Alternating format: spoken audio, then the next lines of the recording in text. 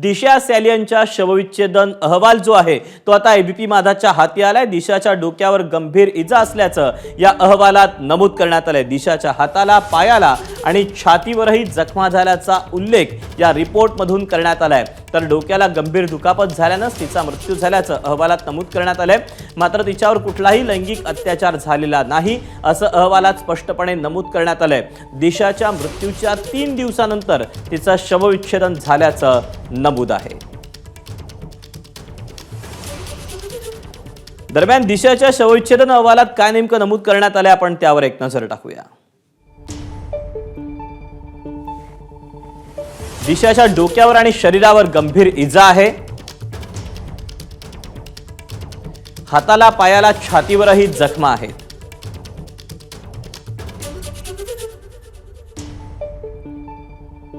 डोक्याला गंभीर जखम झाल्यानं तिचा मृत्यू झालाय। दिशाच्या नाकातून आणि तोंडातून रक्त येत होतं। दिशावर कुठलाही लैंगिक अत्याचार किंवा बलात्कार नाही असं अहवालामध्ये नमूद करण्यात आलंय। आपण याबद्दलचे अपडेट जाणून घेऊयात। आपला सहकारी अमेय राणे सध्या आपल्या सोबत आहे। अमेय, हा पोस्टमॉर्टमचा रिपोर्ट समोर आलेला आहे। अनेक ठळक बाबी देखील आपण प्रेक्षकांना सांगितल्या। आता हा अहवाल समोर आल्यानंतर खरं तर विधिमंडळाचं अधिवेशन नुकतंच पार पडलेलं आहे। हा मुद्दा भयंकर गाजलेला होता। कसं पाहायचं या सगळ्याकडे?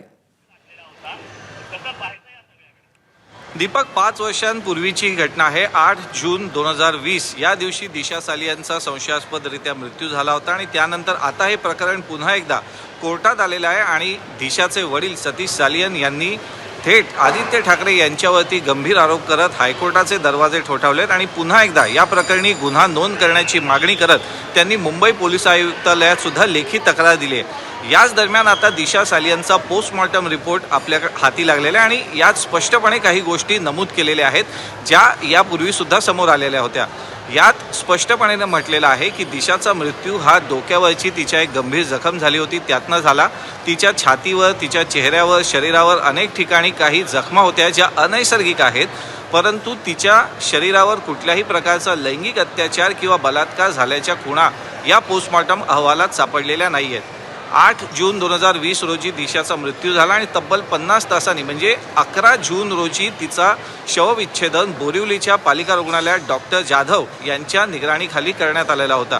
यात त्यांनी संपूर्ण शवविच्छेदनाचा अहवाल दिलेला आहे। अनेक शरीरावरच्या जखमा होत्या, परंतु जी मृत्यूसाठी कारणीभूत जखम ठरली ती डोक्यावरची होती आणि ती अतिशय गंभीर आणि आतपर्यंत गेलेली होती आणि त्याच्यातच अधिक रक्तस्राव झाल्यानं दिशाचा मृत्यू झाल्याचं म्हटलंय। परंतु जो आरोप सतीश सालियन आणि त्यांचे वकील या याचिकेतनं करतायत त्या आरोपाची पुष्टी मात्र या पोस्टमॉर्टममधनं होत नाहीये। यावर त्यांचं स्पष्टीकरण जेव्हा आपण त्यांना विचारलं होतं तेव्हा त्यांच्याकडनं सांगण्यात आलेलं होतं की हा पोस्टमॉर्टम खोटा आहे आणि राजकीय दबावापोटी खऱ्या आरोपींना वाचवण्यासाठी यातनं अनेक बाबी लपवण्यात आल्याचा आरोप हा सतीश सालियन यांनी आता आपल्या याचिकेतनं सुद्धा केलेला आहे। त्यामुळे या प्रकरणी आता हायकोर्ट यावर सुनावणी घेऊन काही निर्देश देतं का आणि या प्रकरणाची पुन्हा सुनावणी किंवा पुन्हा चौकशी, तपास याचे काही आदेश हायकोर्ट जारी करतं का? मात्र तुझे मुद्दे सांगतो आहे त्यातून अनेक खरं तर वेगवेगळे मुद्दे उपस्थित होत आहेत। ते म्हणजे की 5 वर्षानंतर खरं तर सालियन यांनी हे प्रकरण पुन्हा एकदा समोर आणलेलं आहे, याचिका दाखल केलेली आहे। त्यामुळे आता जो पोस्टमॉर्टमचा रिपोर्ट सगळ्यांसमोर आलेला आहे हा 5 वर्षांपूर्वीचा आहे की नव्यानं पुन्हा एकदा समोर आला आहे? दीपक, हा पोस्टमॉर्टम रिपोर्ट आहे जो 5 वर्षांपूर्वी आहे, जेव्हा दिशाच्या मृतदेहावर शवविच्छेदन करण्यात आलेलं होतं। मालवणी पोलीस ठाण्यात हा गुन्हा नोंदवण्यात आलेला होता अपघाती मृत्यूचा आणि त्यानंतर 8 जून रोजी जे शव मुंबई पोलिसांनी ताब्यात घेतलेलं होतं त्यावर 11 जून 2020 रोजी शवविच्छेदन करण्यात आलं। शवविच्छेदन केल्यानंतर त्याचा अहवाल जो आहे तो त्याच वेळी मुंबई पोलिसांनी दिशाच्या वडिलांना सुद्धा सुपूर्द केलेला होता। हा तोच अहवाल आहे मृतदेहाचा, जो शवविच्छेदन अहवाल आहे दिशाच्या मृतदेहाचा, जो आता त्यांनी याचिकेत सुद्धा जोडलेला आहे आणि तो आता माध्यमांसमोर सुद्धा आलेला आहे। यातनं जे आरोप केले जात आहेत दिशाच्या वडिलांकडनं आणि त्यांच्या याचिकेतनं ते कुठेतरी त्याच्याशी मिळते जुळते नाही आहेत, कारण की बलात्काराचा कुठलाही पुरावा या पोस्टमॉर्टम रिपोर्टमधनं समोर येत नाही आहे। मात्र असं असलं तरी डोक्यावरची गंभीर जखम, शरीरावरच्या खुणा याचा उल्लेख केलेला आहे। हाच आरोप आता दिशाच्या वडिलांकडनं केला जातोय की हा पोस्टमॉर्टमचा जो अहवाल आहे तो डॉक्टरांनी, मुंबई पोलिसांनी सर्वांनी संगनमत करून एक खोटा अहवाल तयार केलेला आहे आणि काही खरे आरोपी ज्यांच्यावर आता या याचिकेतनं आरोप केले जात आहेत त्यांना वाचवण्याचा मुंबई पोलिसांनी पूर्णपणे प्रयत्न केल्याचा आरोप आता दिशाच्या वडिलांकडून करण्यात येतोय. दीपक, त्यामुळे स्वाभाविकच आगामी काळामध्ये आता या सगळ्यावरून काय नेमकं पुढे राज्यात घडतंय ते पाहणं महत्त्वाचं असणार आहे. खरं तर अनेक कंगोरे या सगळ्या बातमीला आहेत. तुर्तास आम्ही धन्यवाद दिलेल्या सगळ्या सविस्तर माहितीबद्दल. तेव्हा दिशा सायलेंचा शवविच्छेदन अहवाल आता समोर आलेला आहे. तिच्या डोक्याला गंभीर दुखापत झाल्यानंच दिशाचा मृत्यू झाल्याचं अहवालामध्ये नमूद करण्यात आलंय. आपल्याला याबद्दल प्रतिक्रिया देण्यासाठी ठाकरेंच्या शिवसेनेच्या उपनेत्या सुषमा अंधारे आपल्यासोबत आहेत. सुषमाताई, खरं तर हा अहवाल आता 5 वर्षानंतर पुन्हा एकदा समोर आलेला आहे, ज्यामध्ये तिच्या डोक्याला जी गंभीर दुखापत झालेली होती त्यानंच तिचा मृत्यू झाल्याचं समोर येत आहे आणि तिच्यावर कुठलाही बलात्कार किंवा अत्याचार झाला नसल्याचं यातून अहवालामध्ये म्हणण्यात आलंय. काय आपली प्रतिक्रिया यावर? ते जास्त काळ लपत नसतं.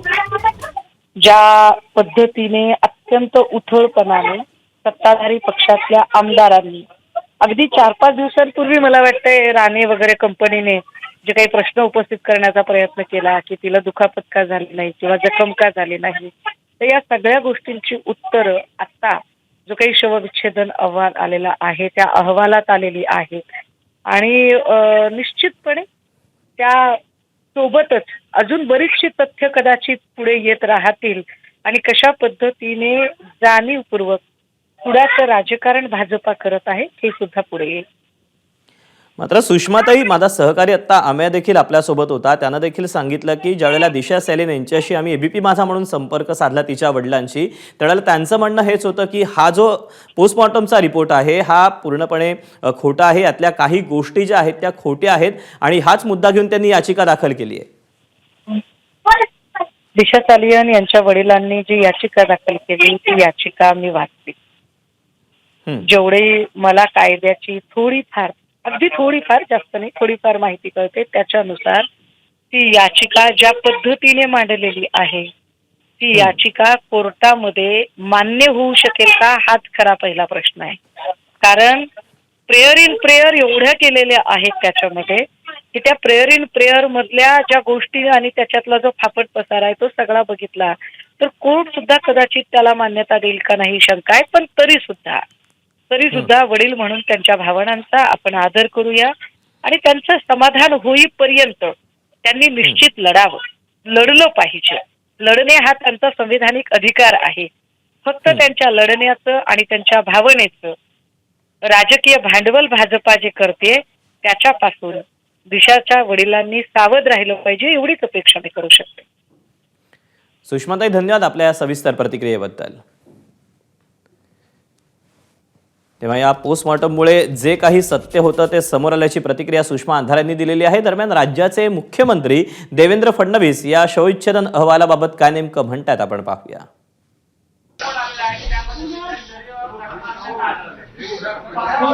अजून याची माहिती माझ्याकडे आली नाही, ती माहिती घेऊन तुम्हाला पूर्ण देईल.